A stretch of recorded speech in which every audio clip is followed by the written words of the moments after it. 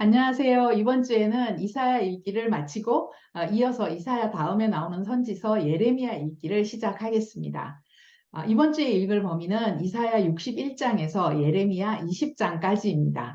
먼저 월요일은 이사야 남은 부분 61장에서 66장을 읽겠습니다.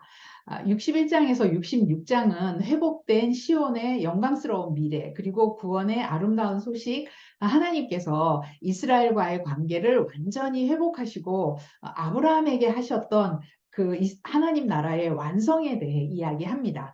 이사야 1장에서 심판의 메시지로 시작되었던 예언이 마지막 66장에서는 온 세상이 하나님의 영광을 보는 것으로 끝이 나는데요. 결국 심판은 멸망을 위한 것이 아니라 회복을 위한 것임을 알 수가 있습니다. 심판하시지만 구원하시는 하나님이시라는 거죠. 이사야는 오시아 왕에서부터 히스기야 왕까지 40년 이상 유다와 예루살렘에 관한 하나님의 그 메시지를 선포한 그 선지자입니다. 그러니까 이사야는 1차로는 그 당대와 머지않은 미래의 일을 예언했고, 2차로는 역사의 종말, 그 여호와의 날에 일어날 일들을 궁극적으로 예언을 했죠. 심판하시나 구원하시는 하나님의 메시지를 전하지만 현실은 이제부터 멸망이 시작되는 거예요. 자기 백성의 죄악을 안타까워하시는 하나님의 심정을 기억하시면서 이사야를 읽으셨으면 좋겠습니다. 화요일부터는 예레미야를 읽습니다. 예레미야는 요시야 왕 때부터 시드기야 왕 때까지 역시 40년 이상 하나님의 말씀을 선포한 선지자였고요. 예레미야 역시 이사야처럼 분량이 많습니다. 이 요시야 왕에서부터 시드기야 왕까지 이 5명의 왕은 남유다의 멸망과 관련된 왕들이죠. 열왕기서를 읽을 때 이 5명의 왕들은 순서대로 외워두시는 게 좋겠다고 말씀을 드렸는데요. 예레미야의 활동 배경이 되는 열왕기 하 22장에서 25장을 먼저 읽어보시면 좋을 것 같습니다. 열왕기하 22장에서 25장까지는 요시야 왕에서부터 시드기야 왕 때까지 예레미야가 활동했던 그런 배경이 나오는 말씀이죠. 이 예레미야는 많은 선지자들 중에 정말 마음이 짠한 선지자인데요. 남유다의 멸망 직전과 멸망 직후에 하나님의 메시지를 전한 선지자입니다. 이스라엘 백성의 죄악을 지적하고 그 죄악의 결과로 멸망을 예언하고 그리고 그 예언이 성취되는 포로로 끌려가는 이런 현장을 목도하는 선지자가 예레미야 선지자인데요. 사랑하는 조국이 무너지고 멸망하는 것을 온 몸으로 지켜보아야만 했던 선지자.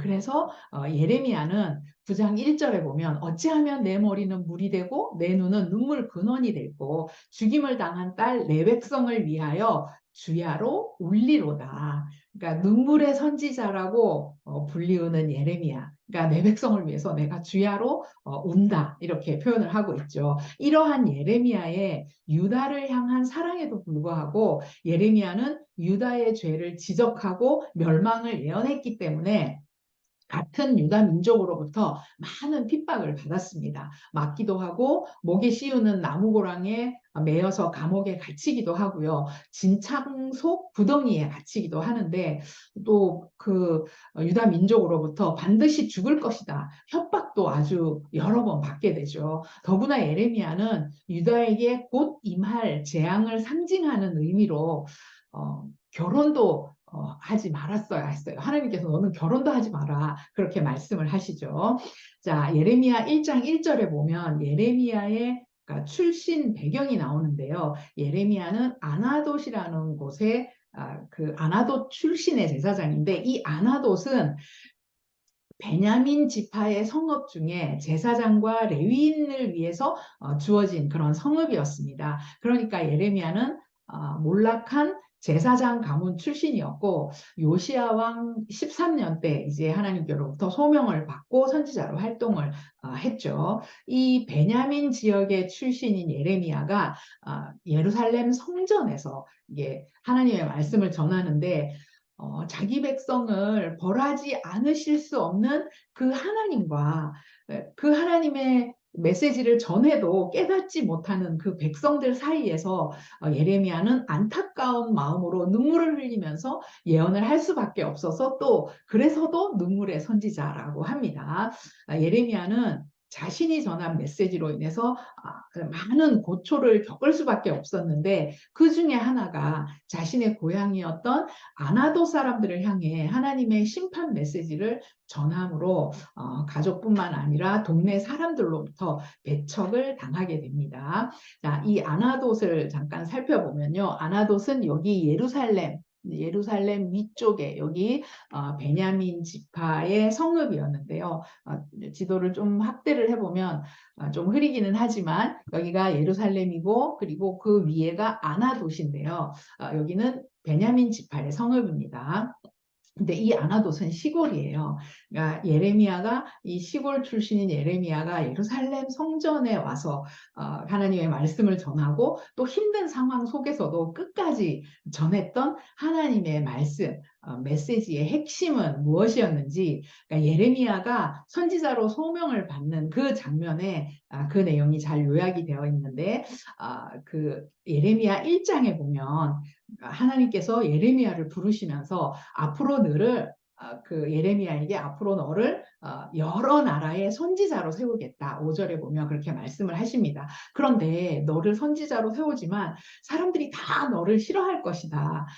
그러니까 예레미야가 선지자로 일하면서 앞으로 어떤 일을 겪으며 사역을 할 것인지를 보여주시는 거예요. 살구나무 또 끓는 가마의 환상을 보여주시면서 예레미야를 선지자로 부르십니다. 그리고 2장에 보면 이 시골 사람이었던 예레미야가 예루살렘에 와서 이제 하나님 말씀 전하는 그런 장면들이 나오는데 2장 1절에 보면 하나님께서는 예레미야에게 예루살렘의 귀에 외쳐라 이렇게 말씀을 하시죠. 그리고 3장부터는 그 시대 유다에게 주시는 메시지인데 그 메시지의 내용이 다 회개해라, 돌아와라, 돌이켜라 그런 내용들이에요. 그리고 5장에 보면 하나님께서 그렇게 말씀하십니다. 길거리에서 한 명도 진리를 구하는 자를 못 봤다.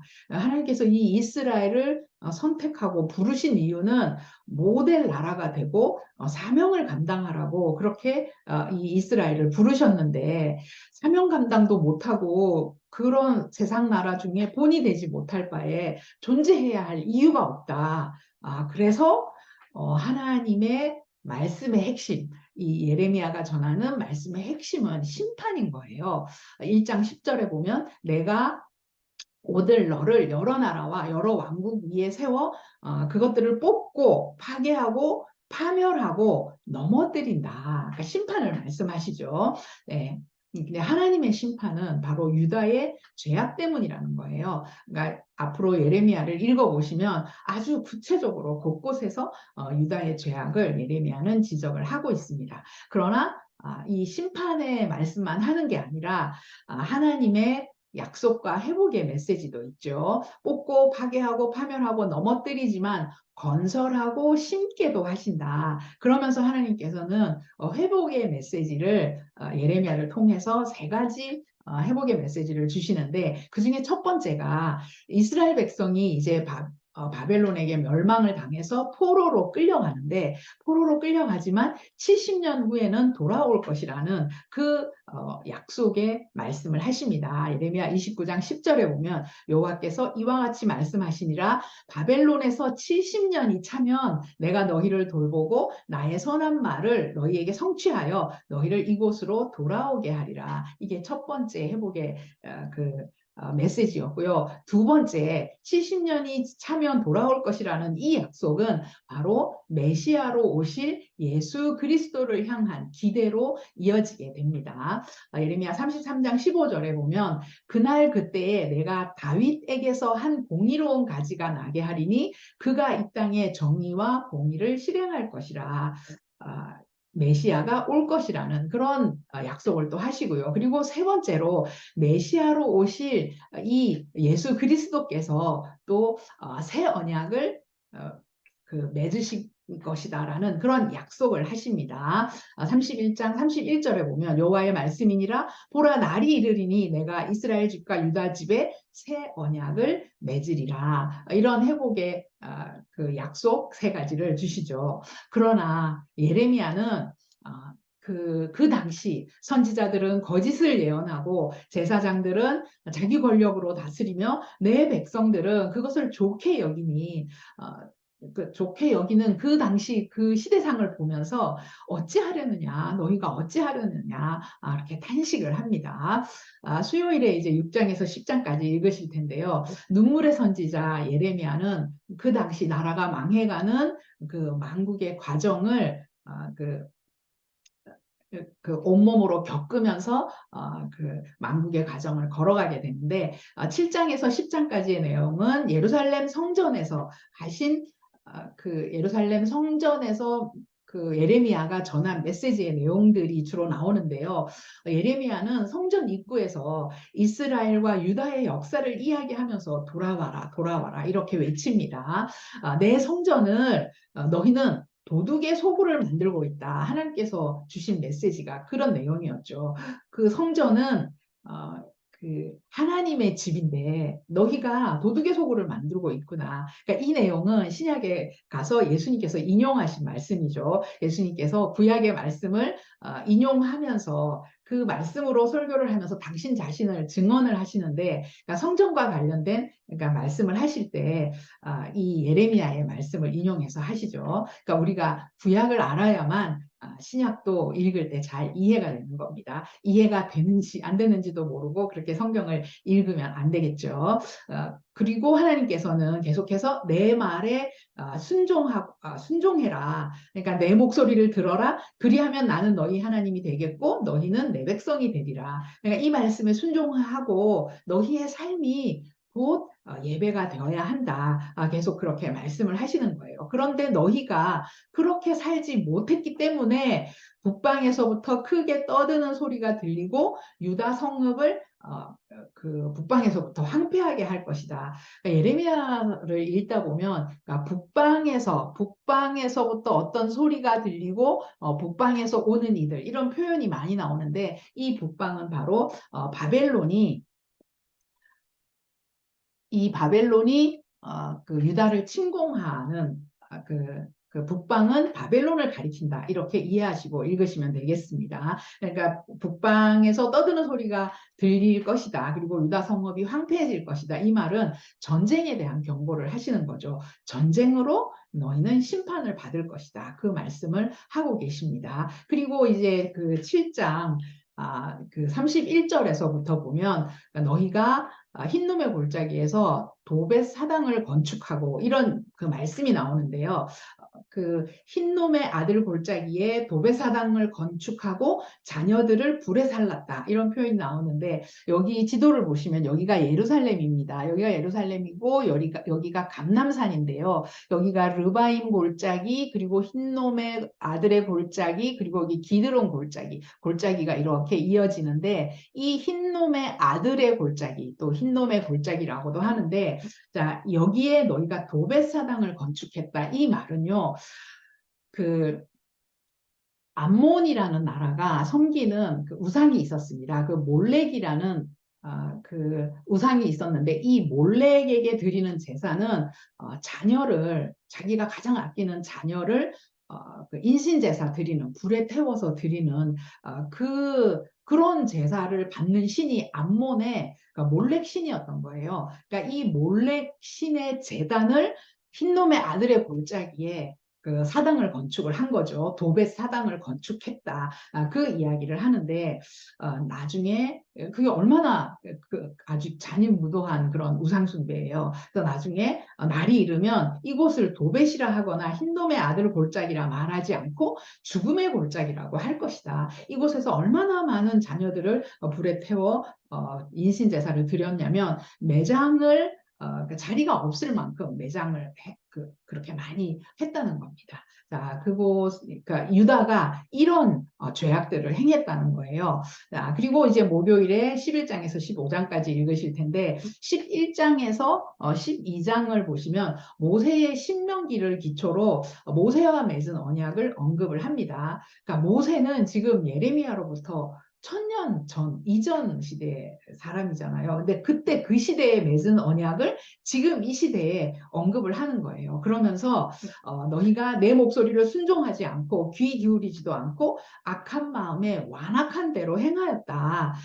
이스라엘과 유다가 조상들과 맺은 언약을 깨뜨리고 바알에게 분향하며 제단을 쌓았다. 그래서 하나님께서는 예레미야에게 11장 14절에 보면 너는 이 백성을 위하여 기도하지 말아라. 부르짖거나 구하지도 말아라. 그들이 그 고난으로 말미암아 내게 부르짖을 때에 내가 그들에게서 듣지도 않을 것이다. 이렇게 말씀을 하십니다.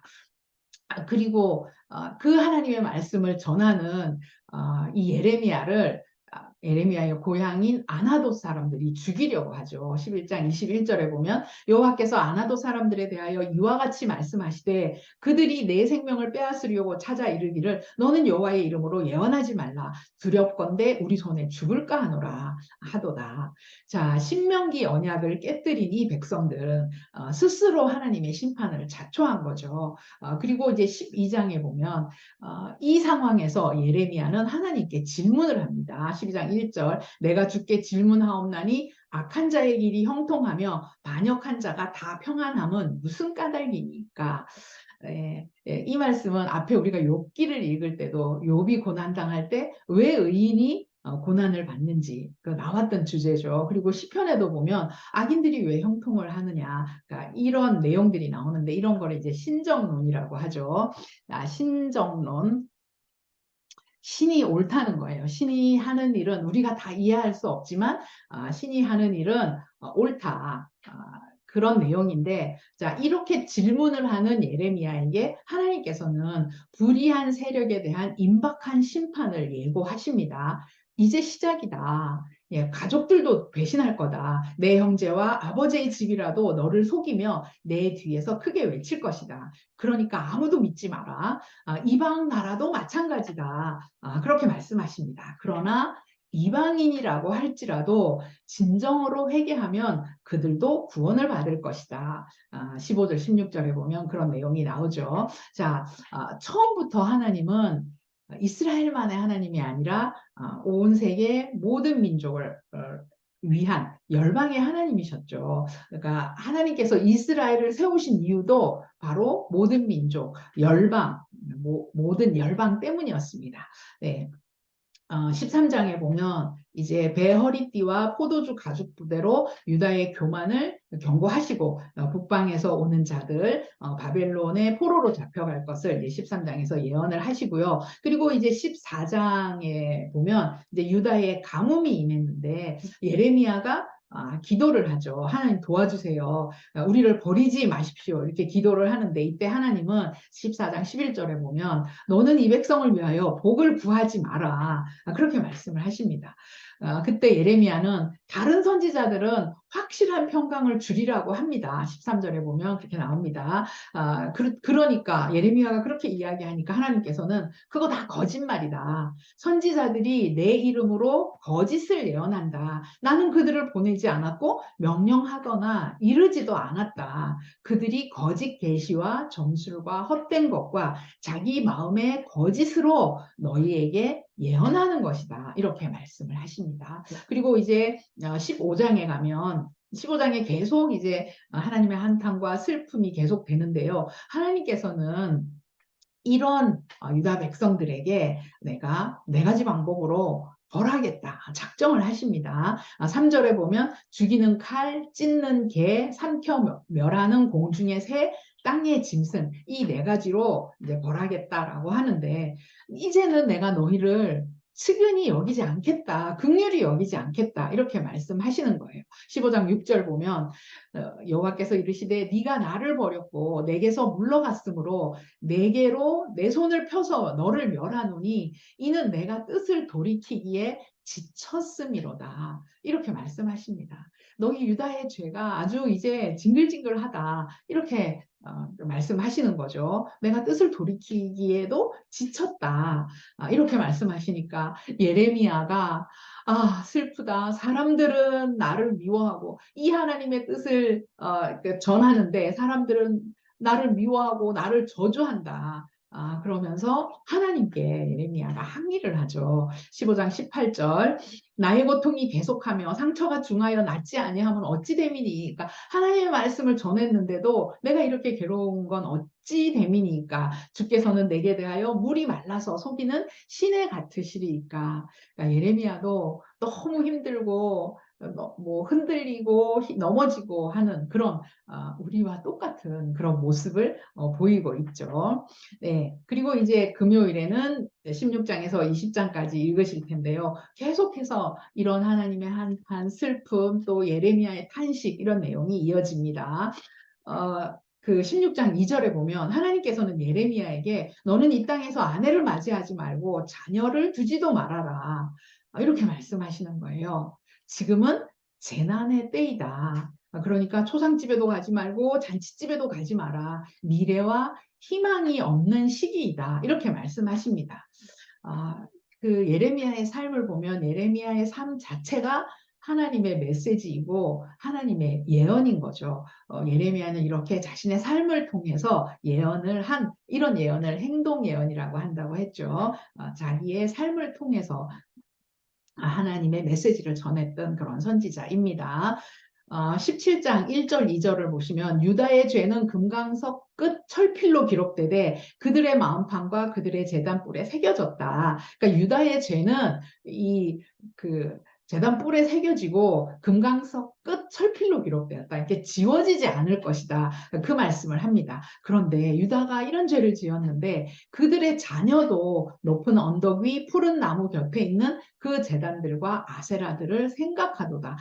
그 어린 자녀들까지 바알과 아세라를 숭배하고 있구나. 그러니까 그 유다가 결국 이런 유다는 심판을 받아서 포로로 끌려갈 수밖에 없다. 6절에 보면 광야 간조한 곳, 건건한 땅, 사람이 살지 않는 땅에 살게 될 것이다. 이렇게 예언을 하십니다. 그러나 17장 8절에 보면, 그러니까 7절, 8절에 보면 여호와를 의지하며 의뢰하는 사람은 복을 받을 것이다. 또 희망의 메시지를 전하죠. 예레미야 17장 8절 보시면 그는 물가에 심어진 나무가 그 뿌리를 강변에 뻗치고 더위가 올지라도 두려워하지 아니하며 그 잎이 청정하며 가무는 해에도 걱정이 없고 결실이 그치지 아니함 같으리라. 시편 1편이 생각나게 하는 구절이죠. 시편 1편도 복 있는 사람은 그래서 그, 그 가물어도 걱정이 없고 그 결실을 맺게 될 것이다. 이런 내용이잖아요. 자, 그 예레미야를 통해서도 하나님께서 여호와를 의지하고 의뢰하는 사람은 복을 받을 것이라는 또 이런 심판을 이야기하시면서도 희망의 메시지를 주고 있습니다. 그리고 18장, 19장은 토기장이 비유예요. 진흙이 토기장이의 손에 있음 같이 너희들은 내 손에 있다. 하나님 그렇게 말씀하십니다. 그리고 그 18장 7절, 8절을 보시면 이제 하나님의 진심이 기록되어 있는데요. 회개하면 너희가 악에서 돌이키면 하나님께서도 내 뜻을 돌이키겠다. 그런 말씀을 하십니다. 그리고 18절에 가면 이런 하나님의 메시지를 전하는 예레미야를 백성들은 죽이려고 구덩이를 파죠. 그리고 19장에 보면 그 흰놈의 골짜기에서 하나님께서는 옹기를 가지고 가서 그 흰놈의 골짜기에서 그 옹기를 깨뜨리라 이렇게 말씀을 하시는데 이게 바로 심판을 선포하는 겁니다. 깨진 거는 다시 사용할 수가 없잖아요. 그러니까 흰놈의 골짜기 그 유다의 아주 극악한 우상 숭배의 장소 여기가 흰놈의 골짜기죠. 흰놈의 골짜기에 가서 옹기를 깨뜨려라. 그러니까 심판을 시작할 것이다. 심판이 임할 것이다.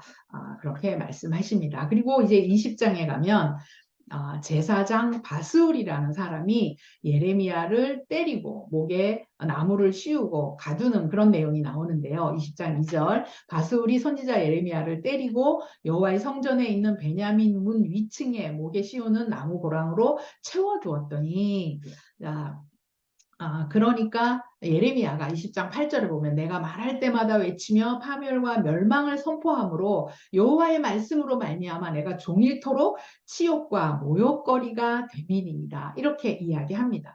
하나님의 말씀을 전했는데 그걸로 인해서 괴로움이 너무 컸던 예레미야는 자기를 저주하죠. 치욕과 모욕거리가 되었고 그리고 나아가서 자기를 저주하는데요. 20장 14절 보면 내 생일이 저주를 받았더라면 나의 어머니가 나를 낳던 날이 복이 없었더라면 그러니까 안 태어났으면 더 좋았을 것이다. 지금의 이 상황이 나는 너무 괴롭다. 그러니까 욥이 자기 생일을 저주하고 탄식했던 것처럼 그 욥의 탄식처럼 예레미야도 이렇게 탄식을 하는데 예레미야의 마음의 고통이 그만큼 컸다는 거겠죠.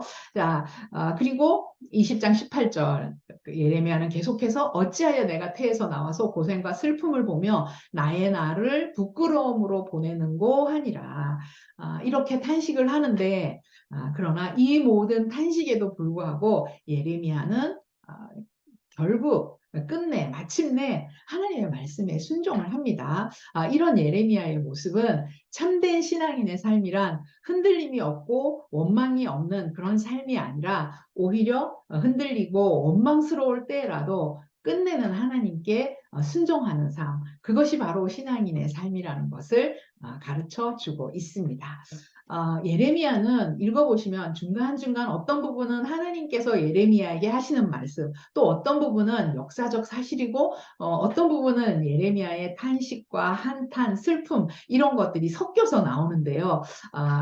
예레미야 읽으시면서 이런 그 것들을 구분을 하시면서 이번 주에는 이사야 마지막 부분 61장에서 66장 그리고 예레미야 1장에서 20장까지 읽으시겠습니다.